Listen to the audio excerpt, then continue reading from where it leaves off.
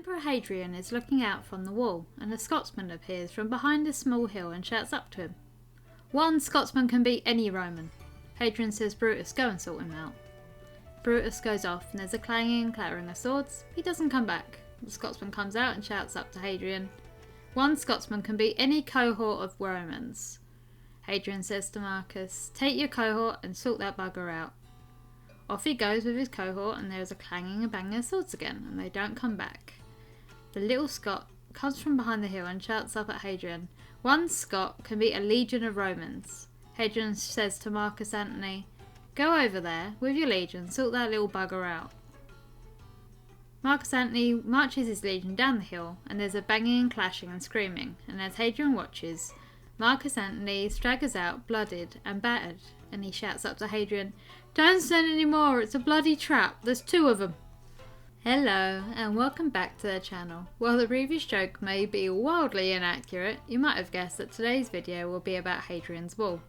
Also, I could only find 2 jokes online about it and I'm too lazy to do my own. Without further ado, Hadrian's Wall, or Valum Hadriani.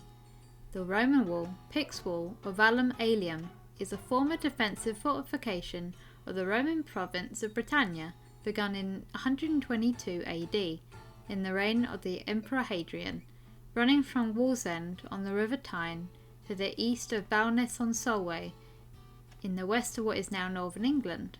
It was a stone wall with large ditches in front of it and behind it that crossed the whole width of the island. Soldiers were garrisoned along the line of the wall in large forts, smaller mile castles, and intervening turrets. In addition to the wall's defensive military role, its gates may have been custom posts as well. Hadrian's Wall marked the boundary between Roman Britannia and unconquered Caledonia in the north. The wall actually lies entirely within England and has never formed the Anglo-Scottish border, though it is sometimes loosely described as being one. Emperor Hadrian's first visit to England happened in 122 AD, but Hadrian's Wall was probably planned before. According to restored sandstone fragments found in Jarrow, which date from 118 or 119, it was Hadrian's wish to keep intact the empire, which had been imposed on him via divine instruction. On Hadrian's ascension to the imperial throne in 117, there was unrest and rebellion in Roman Britain, and from the peoples of various conquered lands across the empire, including Egypt, Judea, Libya, and Mauritania. These troubles may have influenced his plan to construct the wall, as well as his construction of frontier boundaries, now known as limes in other areas of the empire, such as the Limes Germanicus in modern-day Germany. Scholars disagree over how much of a threat the inhabitants of northern Britain really presented to the Romans, whether there was any economic advantage in defending and garrisoning a fixed line of defence like the wall, rather than conquering and annexing what had become Northumberland and the Scottish lowlands, and then defending the territory with a looser arrangement of forts. Hadrian and his advisors, however, produced a solution to their problems that remain relevant for centuries. The primary purpose of the wall was as a physical barrier to slow the crossing of the raiders, people intent on crossing its line for animals, treasure or slaves, and then returning with their loot. The Latin text Historia Augusta states, "Hadrianus murumque per octoginta milia passum primus duxit, qui barbaros Romanesque divideret." Or, for us English speakers out there, Hadrian was the first to build a wall 80 miles long to separate the Romans from the barbarians. Not only the wall itself supports this interpretation, pits known as cippi are frequently found on the berm or flat area in front of the wall. These pits held branches or small tree trunks entangled with sharpened branches. This would make an attack on the wall even more difficult. It might be thought of as the Roman equivalent of barbed wire, a measure to delay an enemy attack and hold the attackers within range of the missiles of the defenders.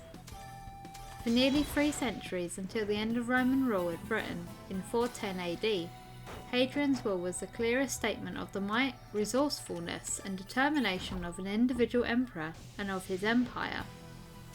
The wall, like other great Roman frontier monuments, was as much a propaganda statement as a functional facility. There is some evidence that Hadrian's wall was originally covered in plaster and then whitewashed. Its shining surface would have reflected the sunlight and been visible for miles around. Besides a defensive structure made to keep people out, the wall also kept people within the Roman province. Movement would be channeled through the gates in the wall, where it could be monitored for information, prevented or permitted as appropriate, and taxed. Hadrian ended his predecessor Trajan's policy of expanding the empire and instead focused on defending the current borders, namely at the time, Britain. Like Augustus, Hadrian believed in exploiting natural boundaries such as rivers for the borders of the empire, for example the Euphrates, the Rhine, and the Danube.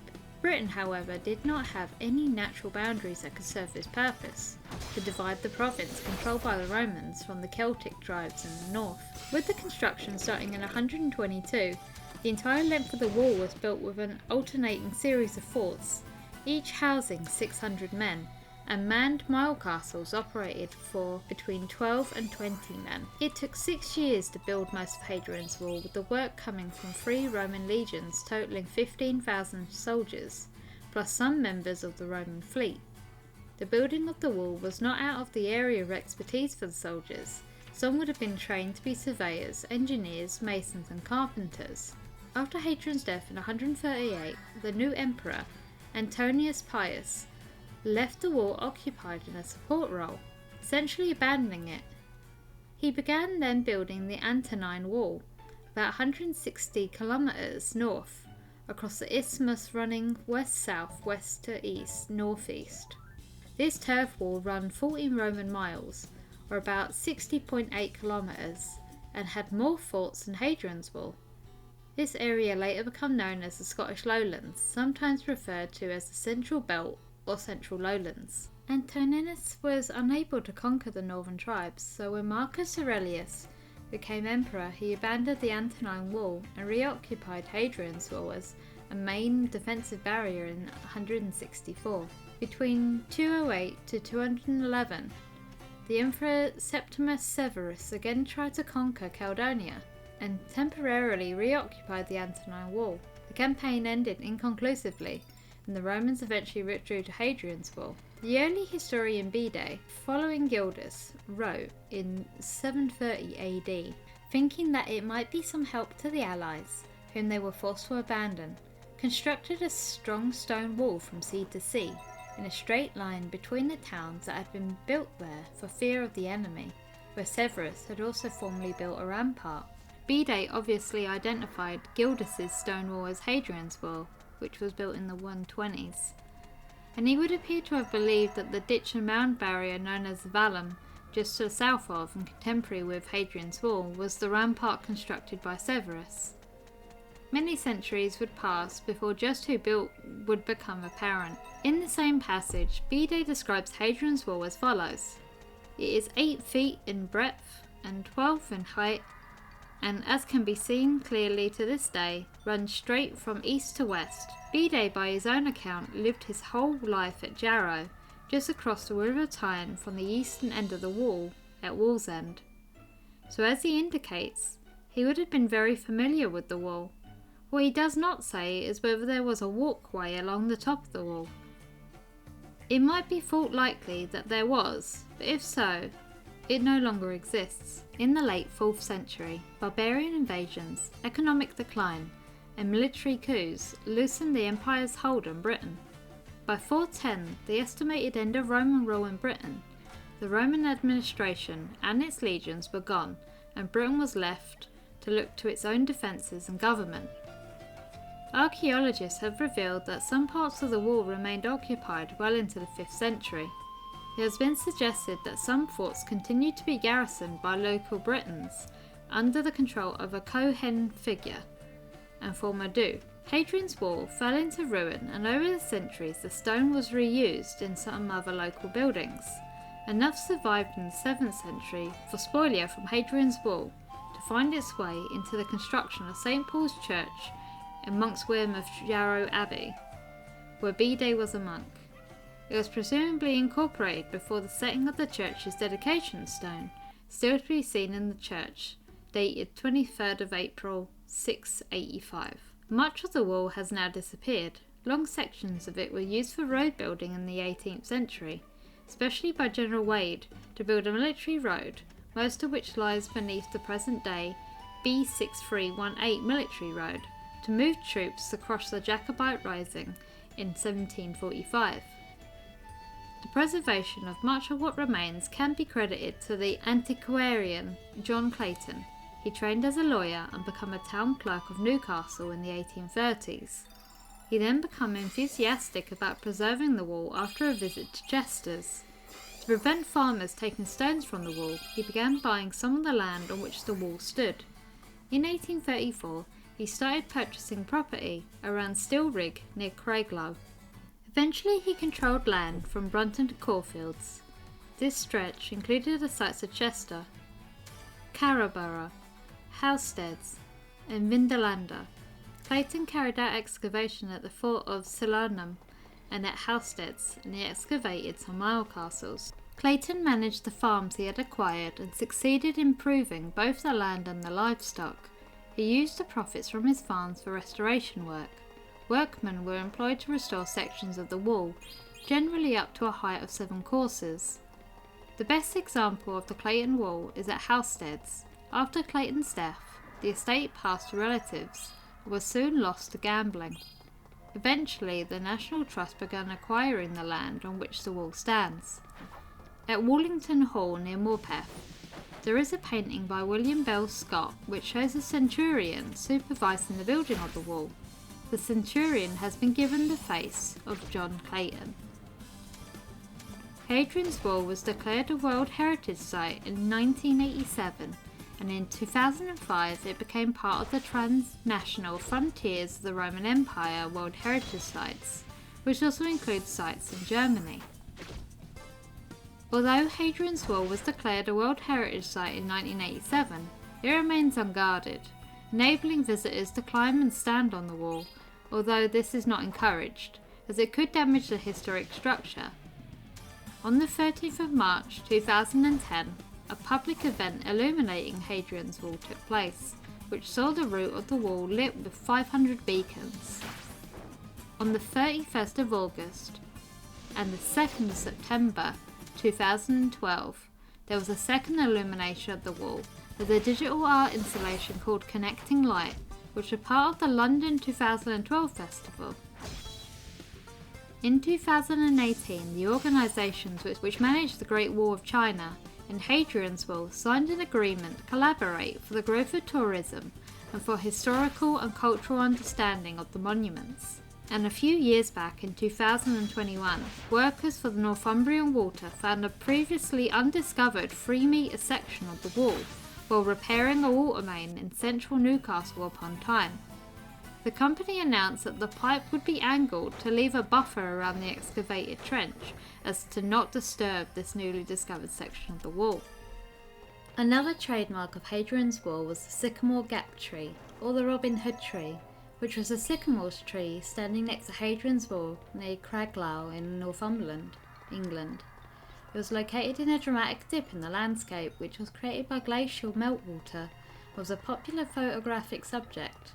Described as one of the most photographed trees in the country and an emblem for the northeast of England.